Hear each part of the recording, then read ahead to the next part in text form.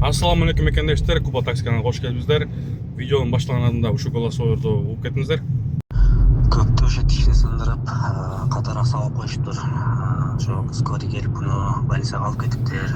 Милициялар келиптир. Анан бул балага эгер заявление жазсаң, биз сени өлтүрүп кетебиз, ушундай адамдарды жөнөтөбүз сага, аялыңды өлтүрөбүз. Заявление жазсаң да ошентип алып коркутуп алып, аз чалып ушинтип коркутуп атышыптыр. Анан бул бала бирок уже заявление жазыптыр. Посольствого барып, ошол жерден юристтерге жолугуп, посольстводагы МВДдан эме кылып жазыптыр, ошо заявленияны. Бир эле бул бола эмес экен баягы. Мен дагы эсил акчаны таппасаң зарежим деген. Мен азыл катарында кабыл алганмын. Зажи өлтүрөм да жеткенде өлтүрөбүз деген тамаша катарында кабыл алдым мен бирок. Анан айткам мен өлтүрөр. Болсо иш бер, мен иште берем деп. Мен иште берип кутулганмын да ошондо, ошол убакта айтып атканмын го. Ассаламу алейкум. Кандайсыздар? Мына бул Игра парк боюнча жана контакт чегем бала боюнча бир аз толугураак маалымат айтайын дедим эле. Бул бала ошо машинасын тапшырганы барган экен эле, кечирээк болуп, машинасы жууганга убактысы болгон эмес экен. Анан ошол мойкасына деп büyük сом акча кошуп бериптир. Анан ошол силер кыргыздар дайым ушундайсыңар деп туура эмес сөздөрдү сүйлөптүр.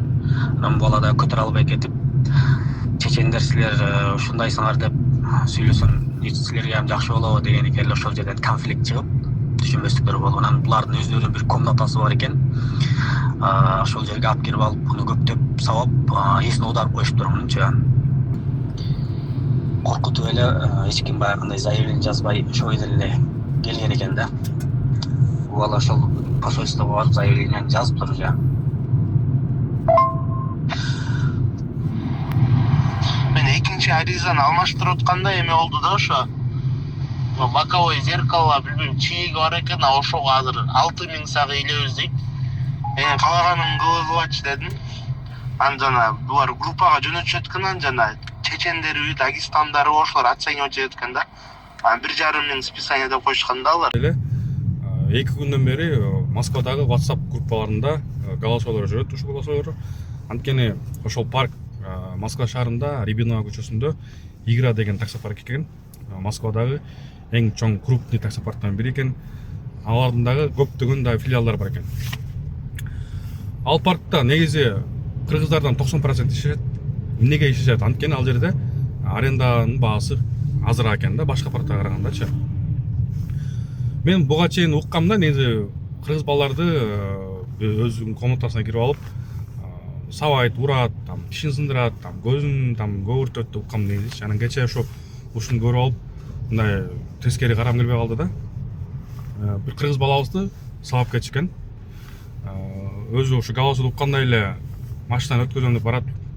Өткөзгөндө машинаны кире экен дейт. Машинаны кире экен деп дегенде ал бала аларга 1000 сом берет экен.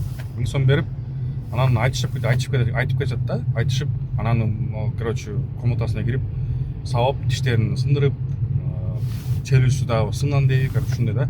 Мен ал бала менен негизи байланыша албай атам. Ал бала өзү заявление жазыптыр.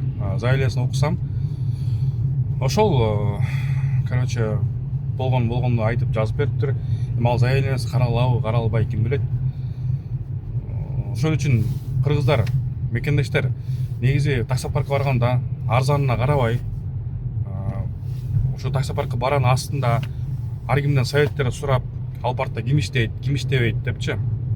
Негизи сакалдар, Кавказдар иштеген парктарда көбүнчө ушундай конфликттер көп болот да. Ошон үчүн ар бирөөңөрдөн бири-бириңерден сурап барсаңар, ошондо жакшы болот. Негизи монетанын эки бети бар да. Мен экинчи бетин көрө элекмин. Может ал баланы күнөө кылгандыр, ким билет аманчы. Ошон үчүн мекендештер, өзүбүз дагы арендага жоопту карайлы. Аренда менгенден кийин негизи кыргыздардын арасында дагы мындай неответственный балдар да бар да. Анткени өзүм да мурун арендага берип машина иштеткем. Ошондо неответственный адамдар көргөм да. Даже бир машинамды өзүм таппай калгам. 600 миңди өзүм төлөгөм да кредиткачы. Арендага минип жүрүп эле жого тийген да, ломбардка коюп, анан ары переоформление болуп кеткен да. Ошон үчүн мекендештер, оюңарды комментарийге жазгыла. Дагы кандай болот, эмне болот, аяктан канча бала ошону таякчы деле комментарийге жазып кеткиле. Дагы бул видео дагы улантысы болот. Так что аман болгула.